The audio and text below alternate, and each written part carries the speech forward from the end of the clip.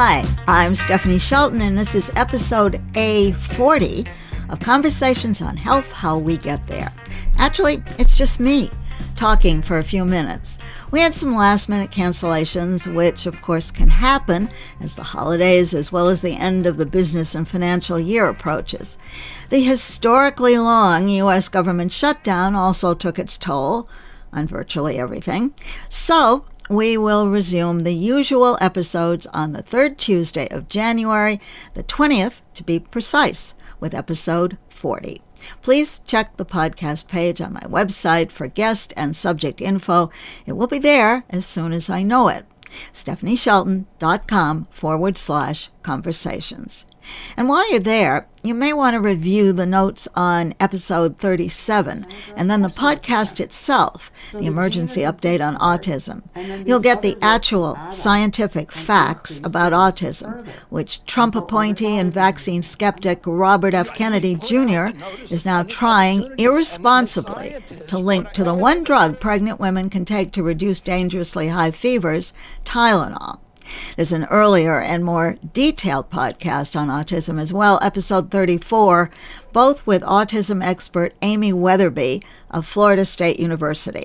One of the subjects I hope to discuss during the coming year is what's happened to the CDC and the FDA under RFK Jr. and the whole, once highly respected, scientifically factual federal public health database, and the government grant money, which would normally be going to areas like cancer research and the virtually miracle-like mRNA base for everything from individualized cancer treatments to new vaccines for potential pandemics. Remember, smallpox was eradicated globally thanks to vaccines, and in the U.S., the routine vaccination of children had virtually wiped out measles, polio, and many other diseases. And now, measles is coming back big time here. It's a dangerous disease which can and is killing babies, children, and even unvaccinated adults. And don't forget COVID.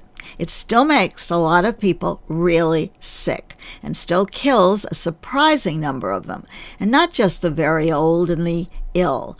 Lots of people live their whole life in what we might call fragile health, vulnerable to many diseases because their immune systems are suppressed by their diseases or by the drugs they take to control those diseases. I could go on a total rant about what RFK Jr. has done to the credibility of any U.S. government report on any disease and what he and the unscientific people he's appointed to key positions at the CDC and the FDA are doing to the overall health and potential health outcomes of the American people. But I'll leave that for the guests I hope to have in 2026 discussing this situation and where it's taking us. You know, I don't think a lot of people actually understand science. It's not immutable. It's not unchangeable. It's called science precisely because as researchers and scientists keep testing what they know, they often learn something new, which modifies specifics about a disease or a treatment or a procedure. And so what health professionals use as their guidelines often get rewritten by new discoveries, which I think a lot of us find confusing. And when you're confused, you tend to stop believing in anything.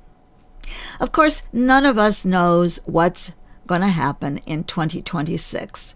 Sadly, it's a pretty sure bet that many people on Obamacare health insurance now won't be able to afford it after January 1st, unless there's a small miracle in the few days left before Congress goes home for its holiday break.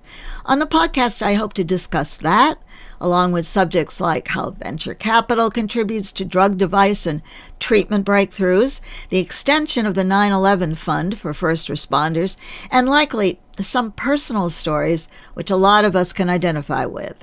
And in small, understandable chunks, I want to discuss more about how all health systems, hybrid like ours, or totally government control like the rest of the world, will have to change in order to pay for expensive new treatments and the social care that virtually every health system seems to put on the back burner. I really want to thank all of you who have subscribed to this podcast, and especially those who have stayed with me over these 3 years. Please tell your friends and your colleagues about us, and if you have suggestions for episodes, please let me know. May 2026 bring you and yours health and happiness and the courage to follow your dreams. Conversations on Health, How We Get There is produced and edited by Frank Harold.